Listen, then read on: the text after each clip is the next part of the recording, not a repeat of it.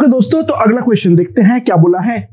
0.275 gram of a compound on complete combustion give 0.22 gram CO2 and 0.135 gram H2O, and in the carrier's method it gives 0.7175 gram AgCl.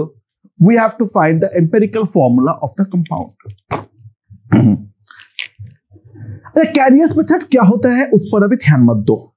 Carriers method वो होता है जिसमें कोई compound के अंदर अगर कोई भी हैलाइड हो, यानी क्लोराइड, ब्रोमाइड या आयोडाइड, मतलब क्लोरीन, ब्रोमीन या आयोडीन हो, वो इन द फॉर्म ऑफ AgCl या AgBr या AgI हमारा प्रेसिपिटेट कर जाता है। ये इंफॉर्मेशन जो है that is sufficient for us. इसके आगे का और कोई फर्दर इंफॉर्मेशन मुझे जरूरत नहीं है, ठीक है। तो on the given fact compound के अंदर ऑब्वियसली कार्बन है, क्योंकि वरना कार्बन डाइऑक्साइड कहां से आया, हाइड्रोजन है क्योंकि डेफिनेटली वरना वाटर कहां से आया, और क्लोरीन है वरना AgCl जो है वो कहां से पैदा हुआ है। सिल्वर जो है वो हम कैरियर्स मेथड में एक्सटर्नली डालते हैं, उसमें बेसिकली हम लोग AgNO3 जो है वो डालते हैं।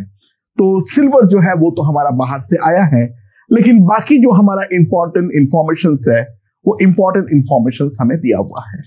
तो एक बात तो निश्चित है, on the base of the fact the compound contains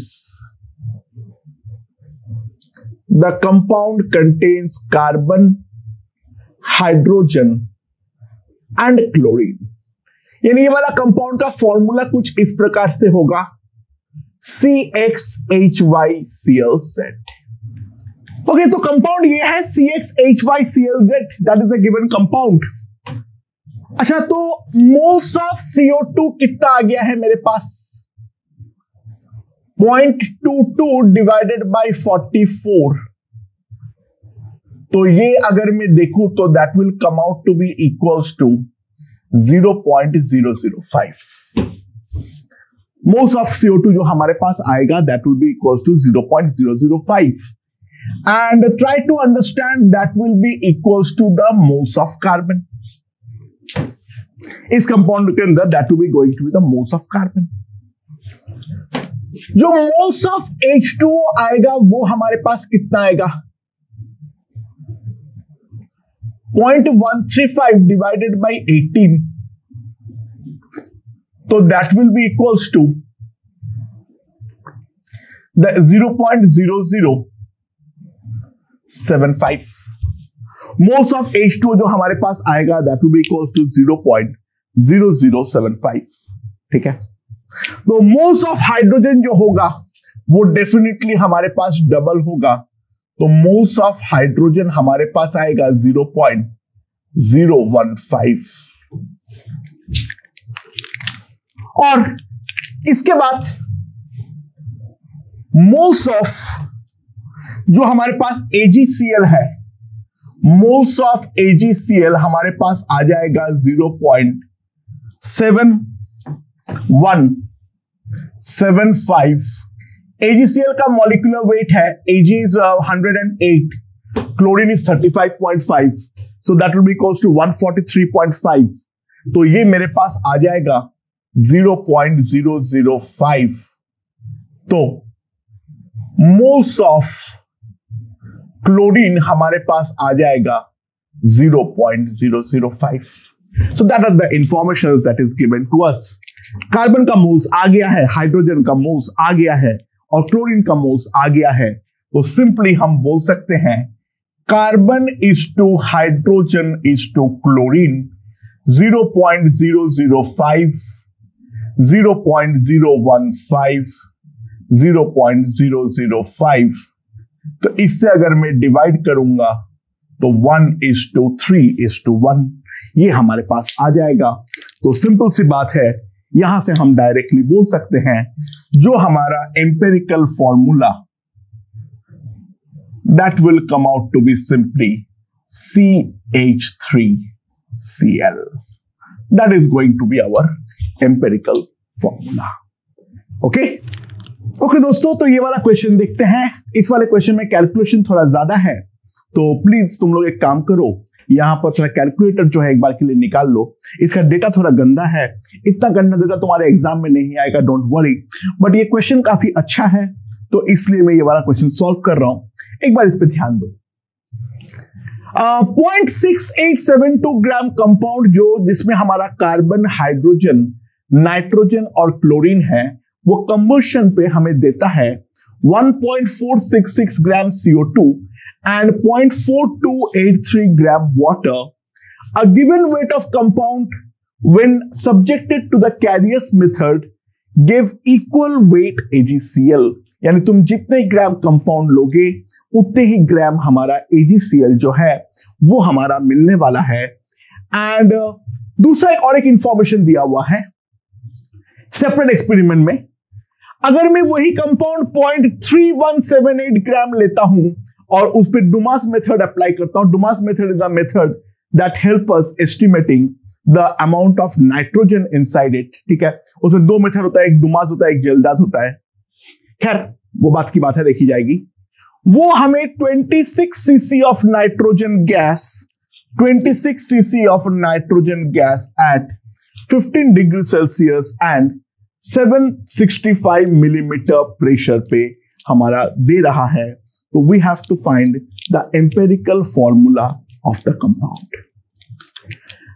ये वाला क्वेश्चन को मैं दो पार्ट पे सॉल्व करूंगा। ये वाला एक साथ सॉल्व होने वाला है। अच्छा, तुम लोग जैसे यहां पे तो गिवन वेट बोला है, for the sake of simplicity obviously मैं गिवन वेट को यही मानूंगा और इस पर भी उतना ही AgCl हमें मिलेगा। ठीक है, और क्योंकि यहां पर mass of the compound completely different है तो ये वाला पार्ट जो है वो हमारा सेपरेटली सॉल्व होने वाला है। तो दोस्तों ये वाले का ये दोनों पार्ट को हम सेपरेटली सॉल्व करेंगे। ठीक है, अच्छा, कंपाउंड क्या हो जाएगा मेरे पास? कंपाउंड हो जाएगा CXHYNZClW. That is the compound that we are talking about. ठीक है, राइट। अच्छा, हमें क्या दे रहा है? 1.466 ग्राम CO2। तो अगर मैं एनालाइज करना चाहूं 0.6872 ग्राम कंपाउंड को, 0.6872 ग्राम कंपाउंड को, तो in that case moles of CO2 हमारे पास कितना आ जाएगा? 1.466 divided by 44, that is going to be equals to the moles of carbon. ठीक है, अच्छा, मोल्स ऑफ वाटर कितना हो जाएगा मेरे पास? 0.4283 डिवाइडेड बाई 18, तो मोल्स ऑफ H इसका डबल हो जाएगा, 0.4283 डिवाइडेड बाई 18 इंटू 9 इंटू 2। और उतने ही ग्राम कंपाउंड ले लो, क्योंकि कोई भी गिवन वेट के लिए ये चीज ट्रू है, तो बेस्ट है हम लोग यही वाला मास ले ले। उस पर मोल्स ऑफ AgCl जो हमारे पास आएगा that will B 0.6872 divided by 143.5। तो मोल्स ऑफ क्लोरीन भी तो हमारे पास एग्जैक्टली उतना ही आएगा। तो हमारे पास सिंपल सबसे पहले जो रिलेशन आएगा वो है carbon is to hydrogen is to chlorine equals to 1.466 divided by 44 is to 0.4283 divided by 9 is to 0.6872 divided by 143.5. That is the ratio that is going to come.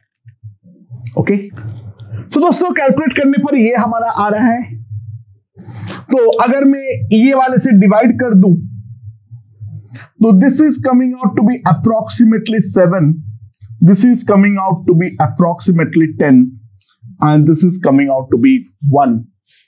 तो ऑब्वियस सी बात है, यहां पर हम इतने पार्ट को तो सॉल्व कर चुके हैं, CXHYCLW, this part is completely solved. ठीक है, अच्छा अब दूसरे वाले पार्ट पे आओ। क्या बोला है इस पे, जो मेरा नाइट्रोजन वाला पार्ट है फॉर N2, प्रेशर कितना है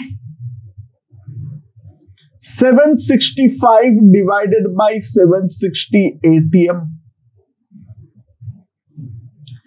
वॉल्यूम हमारे पास कितना है 26 into 10 to the power of -3 litre.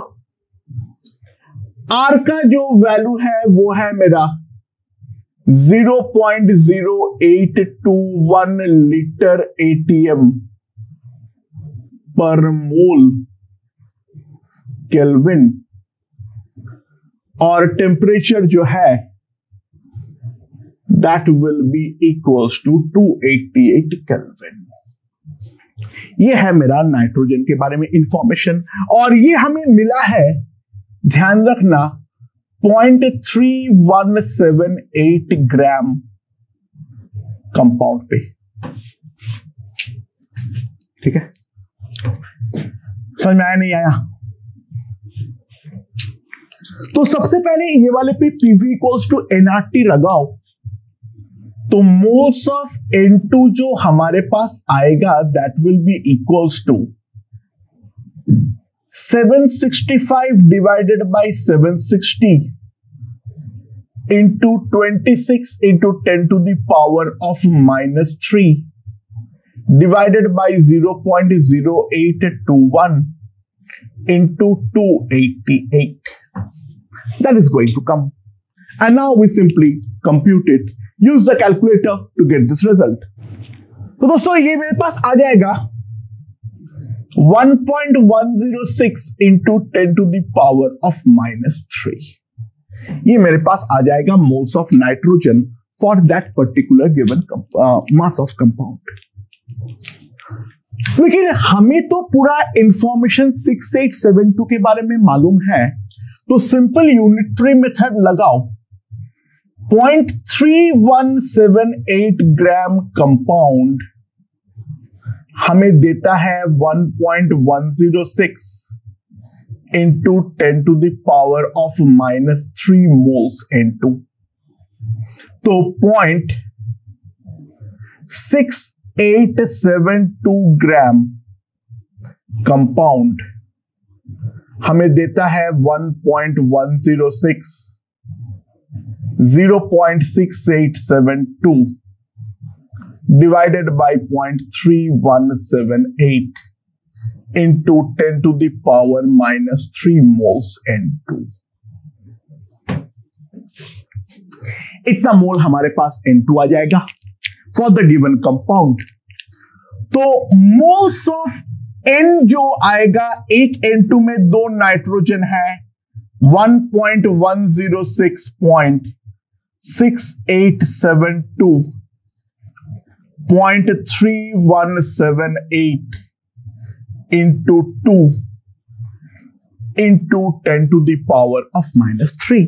Now इसको अगेन सिंपली कंप्यूट कर लो, एंड कंप्यूट करते हुए तुम्हारे पास आ जाएगा 0.0047 अप्रोक्सीमेटली। ठीक है, ये मैं कंप्यूट कर रखा हूं, तो ये आ जाएगा 0.0047। तो मोल्स ऑफ N आ गया, मोल्स ऑफ, तो ओवरऑल अगर मैं नेट के बारे में बात करूं, C/H/N/Cl 0.033, 0.047, 0.0047, 0.0047 ये हमारे पास आ जाएगा, and overall the net ratio will be 7:10:1:1, ठीक है।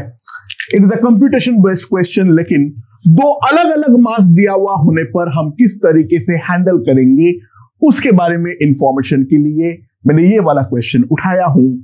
तो यहां पर अब मेरे पास आ गया है the empirical formula of the compound C7H10NCl.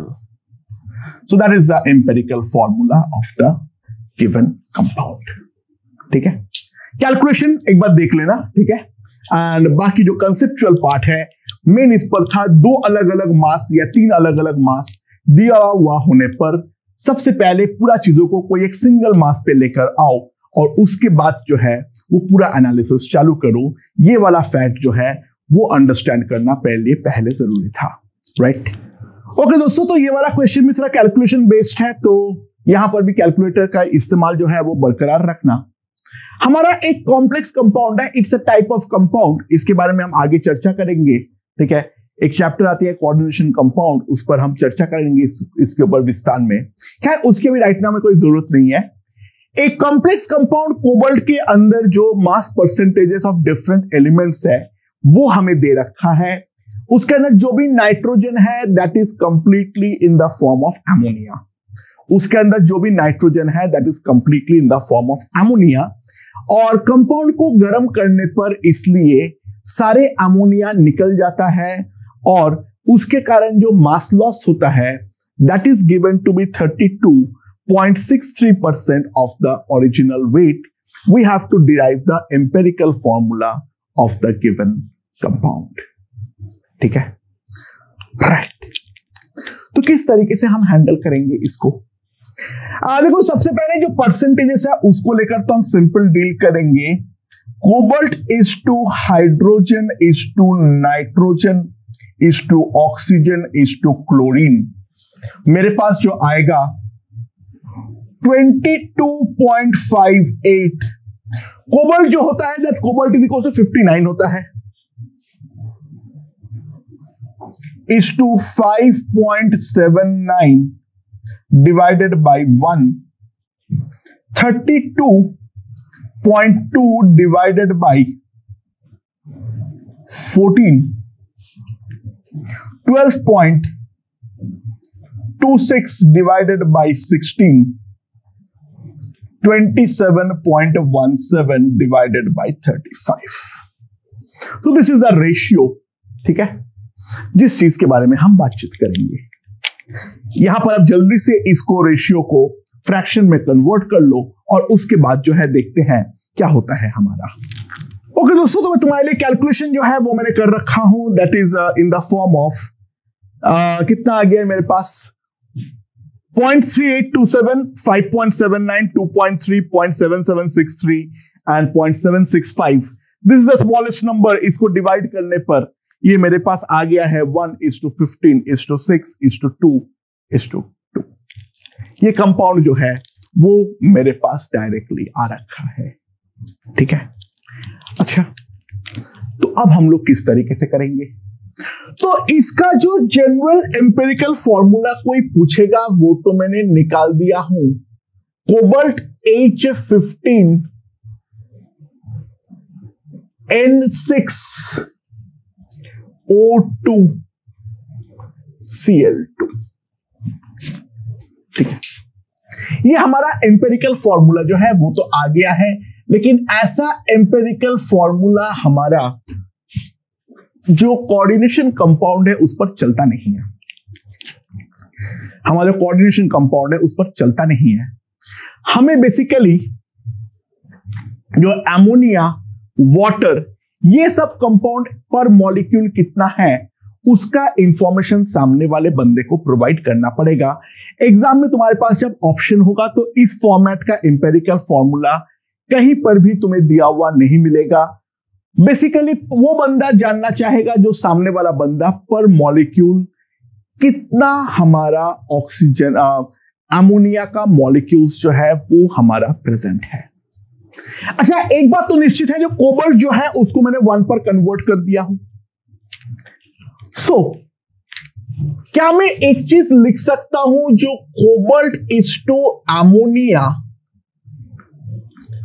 Will be simply 22.58 divided by 59 is to 32.63 divided by 17। Cobalt is to ammonia के बारे में मैं ये चीज बोल सकता हूं या नहीं बोल सकता हूं, उस चीज के बारे में एक बार गौर फरमाओ, क्योंकि ध्यान दो, जो 100 ग्राम कंपाउंड अगर मैं लेता हूं तो इतने ग्राम कंपाउंड का इतने ग्राम अमोनिया जो है वो हमारा बाहर निकल जा रहा है। तो कोबाल्ट और अमोनिया का रेशियो जो है वो इस मास परसेंटेज से हम आसानी से निकाल सकते हैं। तो ये मेरे पास आ जाएगा 0.3827 इज टू 1 पॉइंट, यहां पे 56 हो गया है, तो कितना हो जाएगा 63, तो 13 लगभग 1.92 ये मेरे पास आ जाएगा। एंड अगर हम ध्यान दें, this will be equals to 1:5। तो एक कोबाल्ट के पीछे हमारे पास 5 अमोनिया जो है वो हम लोग साफ साफ देख सकते हैं। तो जो हमारा एम्पेरिकल फॉर्मूला रिवाइज्ड आएगा वो आएगा कोबाल्ट। अच्छा, एक अमोनिया एक नाइट्रोजन और 3 हाइड्रोजन को लेकर जाता है, तो हाइड्रोजन तो सारे चला गया, CO NO2 Cl dot 5 NH3। So this is going to be the empirical formula of the compound। तो CO NO2 Cl dot 5 NH3 option सारे इसी फॉर्मेट पे होगा। पर कोबाल्ट जो है हमारा 5 अमोनिया का मॉलिक्यूल्स प्रेजेंट होने वाला है। मेरे ख्याल से ये पूरा एनालिसिस समझ में आ गया है। कैलकुलेशन वाइज टफ है और एक नया कॉन्सेप्ट हमें सीखने को मिला। जो कॉम्प्लेक्स कंपाउंड में एम्पेरिकल फॉर्मूला पूछेगा तो वाटर और अमोनिया को हम लोगों को हमेशा ऐसे डॉट के फॉर्म पे ही लिखना पड़ेगा, डायरेक्ट लिखना हमारा अलाउड नहीं है। वाटर में स्पेशली बहुत बार बोलते हैं, जो क्वेश्चन भी करवाया था, जो एक हाइड्रेटेड क्रिस्टल है वहां से एनहाइड्रस बन रहा है, उन सारे केसेस में भी इस तरीके से डॉट के फॉर्मेट पे ही लिखना पड़ता है।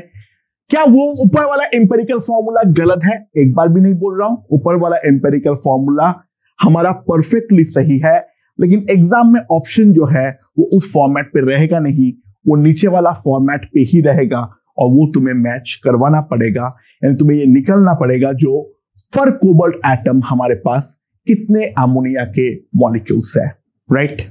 ओके दोस्तों, अगला क्वेश्चन देखते हैं क्या बोला है। हमारे पास एक ऑर्गेनिक कंपाउंड है जिस पर कार्बन, हाइड्रोजन, नाइट्रोजन, ऑक्सीजन और क्लोरीन है।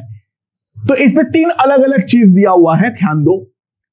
0.15 ग्राम सैंपल, उसका कंवर्शन करने पर 0.138 ग्राम CO2 एंड 0.0566 ग्राम वाटर निकलता है। ये फर्स्ट एक्सपेरिमेंट है। 2 ग्राम सैंपल लिया अगली बार और सारे नाइट्रोजन को अमोनिया में कन्वर्ट कर लिया, तो मास ऑफ NH3 जो आया है वो आया है 0.238 ग्राम। फिर अगली बार 0.125 ग्राम सैंपल लिया, कैरियस मेथड जो है वो अप्लाई किया और उस पर बन गया 0.251 ग्राम AgCl। तो हमें empirical formula of the starting organic compound निकालना है।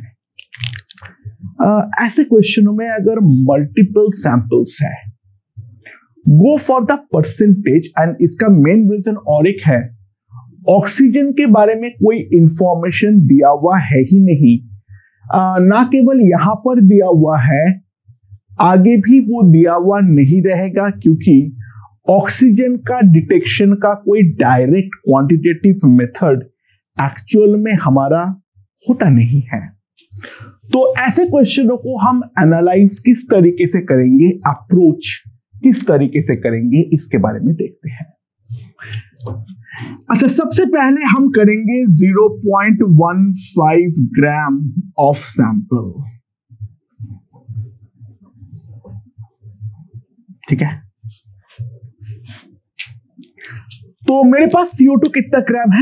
0.318 ग्राम CO2 है। सो मोल्स ऑफ CO2 जो आएगा that will B 0.138 divided by 44। तो जो हमारे पास कार्बन का मास आ जाएगा, मैं जिस तरीके से प्रॉब्लम को सॉल्व कर रहा हूं उसको गौर से देखो, इंटू 12 ग्राम ये हमारे पास आ जाएगा मास ऑफ कार्बन। ठीक है, तो यहां से मैं देख सकता हूं जो 0.15 ग्राम सैंपल में इतने ग्राम कार्बन है, तो percentage mass of carbon 0.138 into 12, 44 into 0.15 into 100%. And if we compute, it approximately comes out to be 25%. Trust me in the calculation, ये लगभग 25% जो है वो हमारे पास आता है, right? And similarly, जो हमारा moles of water आएगा, that will be 0.0566 divided by 18। तो मास ऑफ हाइड्रोजन जो आएगा, देखो जितना मोल वाटर उसका डबल मोल हाइड्रोजन का इंटू 1 जो है, इतना ग्राम हमारे पास आने वाला है। ठीक है, तो हमारे पास जो आएगा percentage of mass of hydrogen 0.0566 divided by 9 into 15 into 100%, and that will be approximately 4.2%. ठीक है, तो सबसे पहले 0.15 ग्राम सैंपल को लेके जो भी एनालाइजेशन करना था वो हम लोगों ने कर लिए हैं। अब यहां पर नाइट्रोजन पर आ जाओ।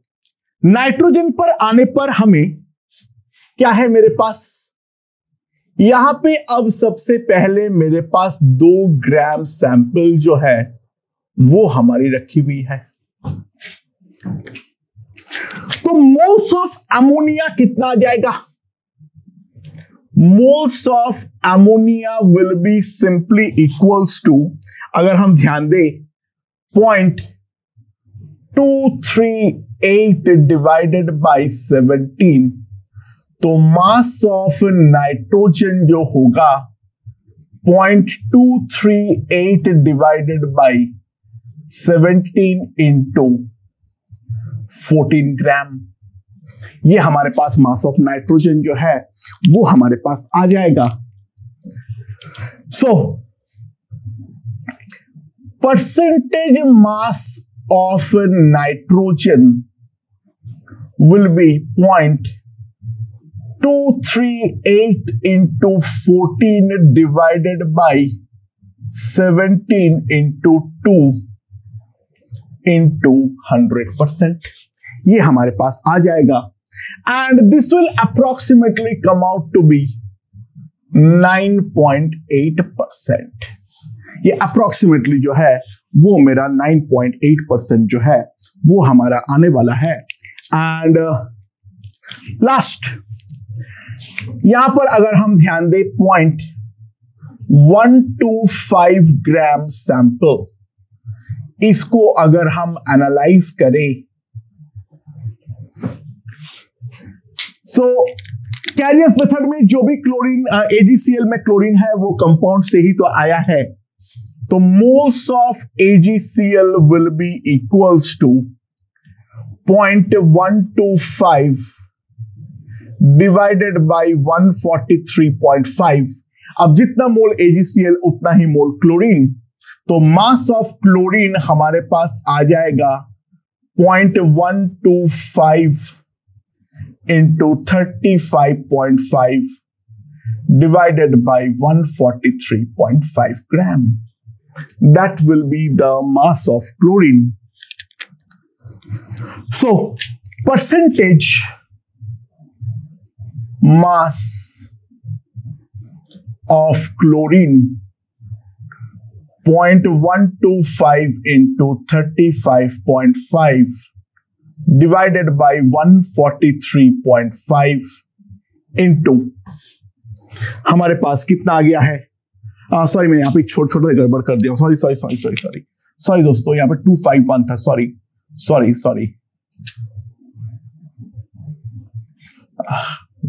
देखने में गलती। ठीक है, यहां पर हो जाएगा इंटू 251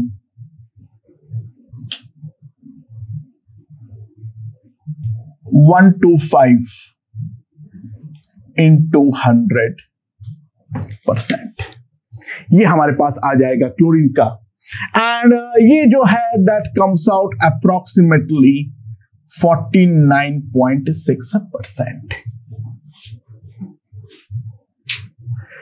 अच्छा, तो सर ऑक्सीजन कहां से आएगा? या देखो, कंपाउंड में अगर carbon, hydrogen, nitrogen, oxygen, chlorine है तो सबका परसेंट का सम जो है वो तो हमारा 100 होना चाहिए। तो percentage mass of oxygen will be 100 minus 49.6 plus 9.8 plus 4.2 plus 25%, and that approximately comes out to be 11.2%। ठीक है, कितना आ रहा है एक मिनट फिर भी देख लूं। Sorry, 11.4%। Sorry, 11.4%। That is the mass percentage of oxygen. अगर देखो, दो को हैंडल करना हमने सीखे थे, दो से भी ज्यादा हो, अननोन एलिमेंट ऑक्सीजन भी प्रेजेंट हो, तो स्टार्टिंग से ही मास परसेंटेज निकालना चालू कर दो। That will be the quickest method to solve this problem, क्योंकि एक बार ये कर लेने पर मामला भयंकर चिल होता है। तो carbon is to hydrogen is to nitrogen is to oxygen is to chlorine will simply come out to be 25/12 is to 1 is to 9.8/14, 11.4/16, 49.6 divided by 35.5. That is what we are going to get. Approximate करते हुए ये मेरा 2.1 है, ये मेरा 4.2 है, ये भी 0.7 है, ये भी 0.7 है, ये है मेरा 1.4। And now divide the whole thing by 0.7. 3:6:1:1:2। ये मेरे पास रेशियो जो है वो आ चुका है। तो मेरे पास एम्पेरिकल फॉर्मूला जो आएगा C3H6NOCl2, C3H6NOCl2, that is giving me the empirical formula of the compound. Okay दोस्तों, तो इस कॉन्सेप्ट के रिगार्डिंग लास्ट क्वेश्चन ध्यान दो। A compound contains calcium, carbon, nitrogen and sulfur. तो इसके फॉर्मूला डिटेक्ट करने के लिए हमने अलग अलग एक्सपेरिमेंट्स किए। सबसे पहले 0.25 ग्राम सैंपल लिए और उस पर मैंने Na2CO3 ऐड किया और सारे कैल्शियम को मैंने कन्वर्ट कर दिया कैल्शियम कार्बोनेट पे, जिसका प्रेसिपिटेट मिला उस प्रेसिपिटेट को ड्राई किया, वे किया, मास आया 0.16 ग्राम। ठीक है, अगला 0.115 ग्राम सैंपल लिया, सीरीज ऑफ रिएक्शन किया जिससे कि सारे सल्फर हमारा सल्फेट पे कन्वर्ट हो जाए और उस सल्फेट को प्रेसिपिटेट करवाया in the form of barium sulphate and that weighs 0.344 gram. On the other hand 0.712 gram sample, उसके सारे नाइट्रोजन को अगर मैंने अमोनिया में कन्वर्ट कर दिया, अमोनिया का मास आया है 0.155 ग्राम। कंपाउंड का molecular weight is given to be 156 gram per mole. We have to find the empirical formula and the molecular formula. तो किस तरीके से इसको हम एनालाइज करेंगे? अगेन मल्टीपल सैंपल्स है, we have to go for the percentage.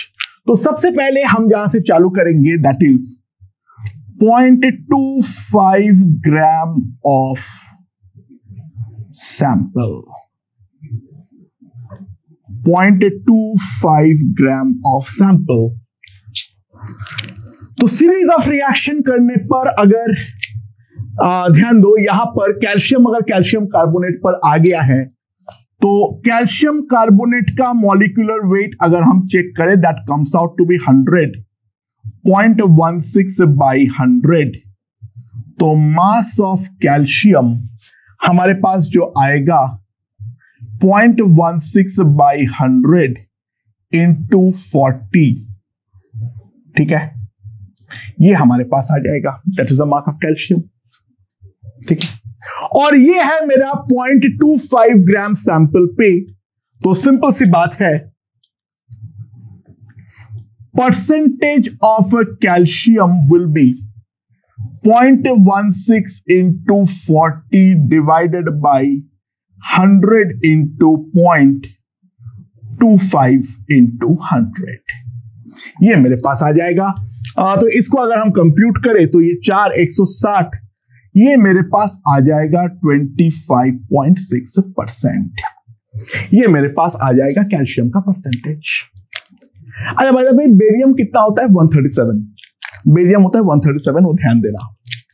अच्छा, अगला एनालिसिस पे आया है 0.115 ग्राम सैंपल। ठीक है, सो ये वाला सैंपल पे अगर हम ध्यान दें, बेरियम सल्फेट का मॉलिक्यूलर वेट कितना हो जाएगा? 137 प्लस 96 दैट इज 233। तो moles of barium sulphate that will B 0.344 divided by 233। ये मेरे पास आ जाएगा। तो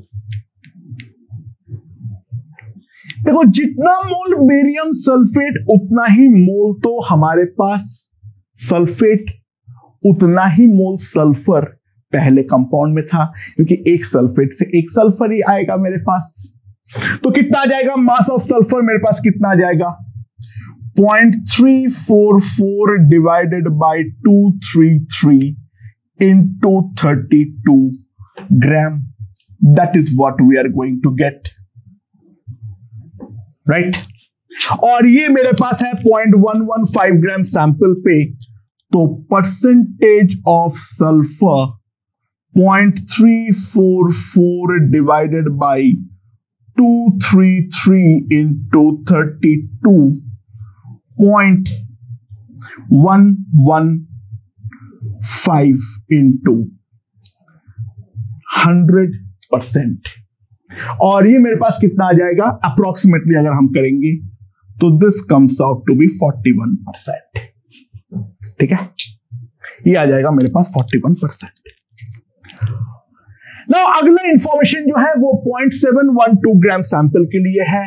तो 0.712 ग्राम सैंपल के बारे में अगर मैं बात करूं तो 0.712 ग्राम सैंपल, इस पे अगर हम देखें तो मोल्स ऑफ अमोनिया मेरे पास कितना आ जाएगा?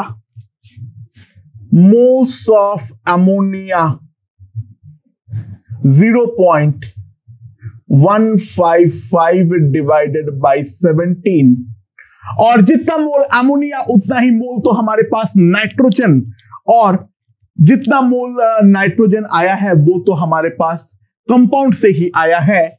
तो मेरे पास मास ऑफ नाइट्रोजन हमारा हो जाएगा 155/17 इंटू 14 ग्राम। ये हमारे पास आ जाएगा मास ऑफ नाइट्रोजन।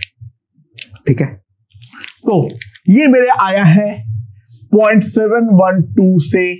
तो percentage mass of nitrogen will be 0.155 into 14, 0.712 into 100%। ये हमारे पास है वो आ जाएगा।